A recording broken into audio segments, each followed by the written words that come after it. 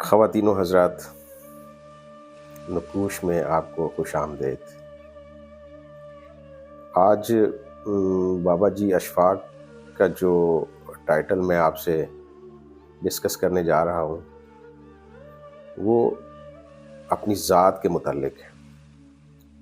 Title کا نام ہے میں کون ہوں۔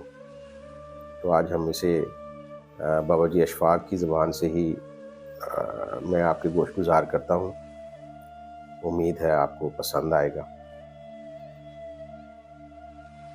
بہت دیر کا وعدہ تھا جو جلد پورا ہو جانا چاہیے تھا، لیکن تاخیر اس لیے ہو گئی کہ شاید مجھ پر بھی کچھ اثر میرے پڑوسی ملک کا ہے کہ اس نے کشمیریوں کے ساتھ بڑی دیر سے وعدہ کر رکھا تھا کہ ہم وہاں رائے شماری کرائیں گے، لیکن آج تک وہ اسے پورا نہیں کر سکے۔ حالانکہ وہ وعدہ UN کے فورم پر کیا گیا تھا، لیکن میری نیت ان کی طرح خراب نہیں تھی۔ میں اس دیر کے وعدے کے بارے میں یہ عرض کرنا چاہتا ہوں کہ انسانی وجود، اس کی پرکھ، جانچ اور اس کی آنکھ دیگر تمام جانداروں سے مختلف بھی ہے اور مشکل بھی۔ جتنے دوسرے جاندار ہیں ان کو بڑی آسانی کے ساتھ جانچا اور پرکھا جا سکتا ہے، لیکن انسان واحد مخلوق ہے جس کے بارے میں کوئی حتمی فیصلہ نہ تو باہر کا کوئی شخص کر سکتا ہے اور نہ خود اس کی اپنی ذات کر سکتی ہے۔ انسانی جسم کو ماپنے تولنے کے لیے جیسے فوجیوں کی ضرورت ہوتی ہے، تو وہ آپ کا قد ماپیں گے، وزن کریں گے، جسم کی سختی کو ملاحظہ کریں گے، بینائی دیکھیں گے، یعنی باہر کا جو سارا انسان ہے اس کو جانچیں اور پرکھیں گے، اور پھر انہوں نے جو بھی اصول اور ضابطے قائم کیے ہیں اس کے مطابق چلتے رہیں گے۔ لیکن اس کے ساتھ ہی اندر کی مشینری کو جانچنے کے لیے بھی انہوں نے پیمانے بنائے ہیں۔ اگر آپ خدا نخواستہ کسی عارضے میں مبتلا ہیں تو اس کو کیسے جانچیں گے؟ ڈاکٹر اپنا اسٹیتھوسکوپ سینے پر رکھ کر دل کی دھڑکنیں اور گڑگڑاہٹیں سنتا ہے، تھرمامیٹر استعمال کرتا ہے، ایکس رے، الٹرا ساؤنڈ اور CT اسکین، یہ سب چیزیں انسان کے اندر کی بیماریوں کا پتہ دیتی ہیں۔ پھر اس کے بعد تیسری چیز انسان کی دماغی اور نفسیاتی صورتحال کا جائزہ لینا ہوتا ہے۔ نفسیات دان اس کو جانچتے ہیں۔ انہوں نے کچھ تصویری خاکے اور معمے بنائے ہوتے ہیں۔ ایک مشین بنا رکھی ہے جو آدمی کے سچ یا جھوٹ بولنے کی کیفیت بتاتی ہے۔ کچھ ایسی مشینیں بھی ہیں جو شعاعیں ڈال کر پتلی کے سکڑنے اور پھیلنے سے اندازہ لگاتی ہیں کہ اس شخص کا انداز تکلم اور انداز زیست کیسا ہے۔ نفسیات کے ایک معروف ٹیسٹ میں ایک بڑے سے سفید کاغذ پر سیاہی گرا دی جاتی ہے اور اس کاغذ کی تہ لگا دی جاتی ہے۔ جب اس کو کھولا جاتا ہے تو اس پر کوئی تصویر سی چڑیا، طوطا یا تتلی بنی ہوئی ہوتی ہے، اور پوچھا جاتا ہے کہ آپ کو یہ کیا چیز نظر آتی ہے، اور پھر دیکھنے والا اس کو جیسا محسوس کرتا ہے ویسا بیان کرتا ہے۔ کوئی اسے خوبصورت چڑیا سے تعبیر کر کے کہتا ہے اسے ایک چڑیا نظر آ رہی ہے جو گاتی ہوئی، اڑتی ہوئی جا رہی ہے۔ ایک اور مزاج کا بندہ آتا ہے اور کہتا ہے کہ اس میں ایک بڑھیا ہے جو ڈنڈا پکڑے بیٹھی ہے اور اس کی شکل بالکل میرے جیسی ہے۔ اس طرح سے دیکھنے والے کی ذہنی کیفیت کا اندازہ لگایا جاتا ہے۔ جانوروں کو بھی اسی معیار پر پرکھا جا سکتا ہے۔ کسائی جس طرح بکرے کو دیکھ کر بیمار یا تندرست کا پتہ چلا لیتا ہے، بھینس کو دیکھ کر بھی اندازہ لگایا جاتا ہے کہ یہ اچھی بھینس ہے یا نہیں۔ گھوڑوں کو بھی چیک کر لیا جاتا ہے۔ جانوروں کا چیک کرنا اس لیے بھی آسان ہے کہ اگر ہم جانور کے ساتھ کسی خاص قسم کا برتاؤ کریں گے تو وہ بھی جواب میں ویسا ہی برتاؤ کرے گا، لیکن انسان کے بارے میں یہ فیصلہ نہیں کیا جا سکتا۔ ممکن ہے آپ ایک آدمی کو زور کا تھپڑ ماریں اور وہ پستول نکال کر آپ کو گولی مار دے۔ ممکن ہے کسی کو ایک تھپڑ مارے اور وہ جھک کر آپ کو سلام کرے یا ہاتھ باندھ کر کھڑا ہو جائے۔ اس لیے انسان کے حوالے سے کچھ طے نہیں کیا جا سکتا۔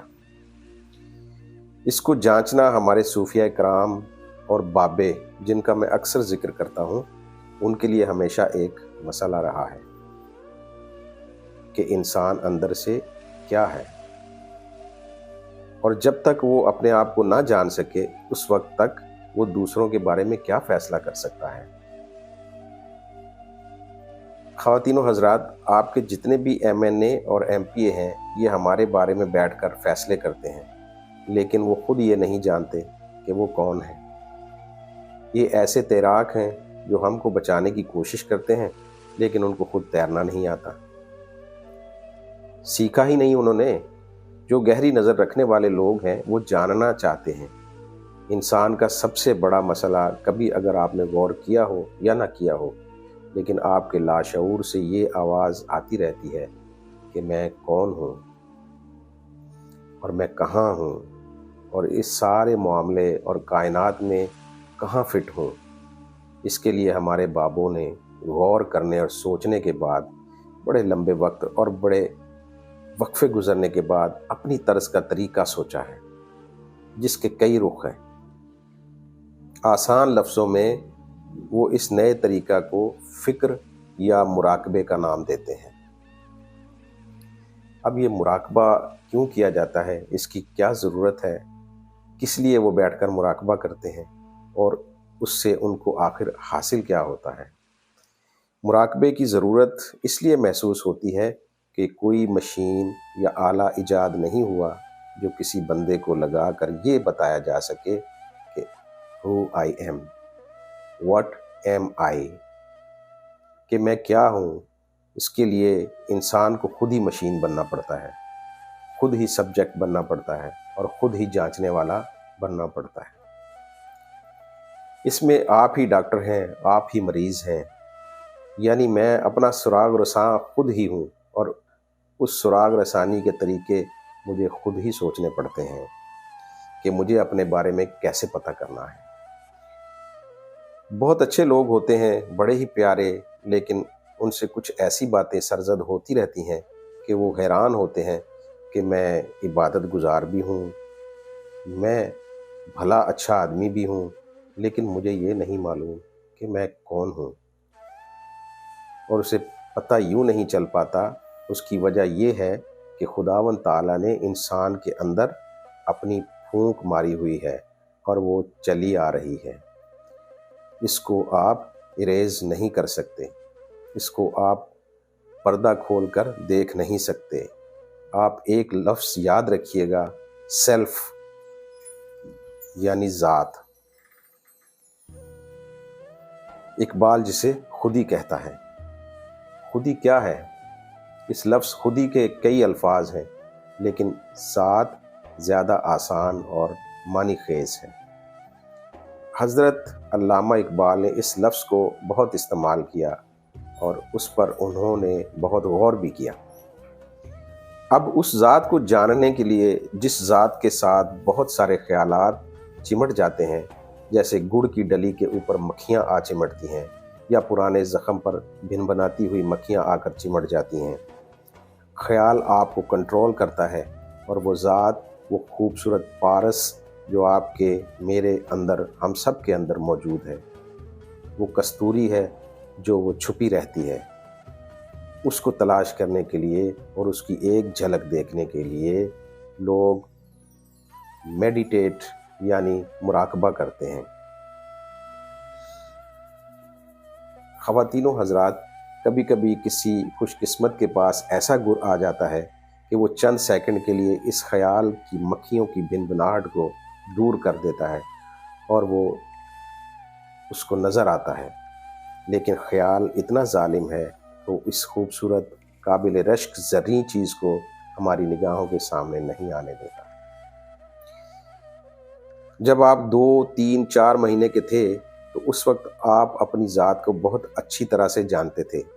جو معصومیت دے کر اللہ نے آپ کو پیدا کیا تھا، اس کا اور آپ کی ذات کا رشتہ ایک ہی تھا۔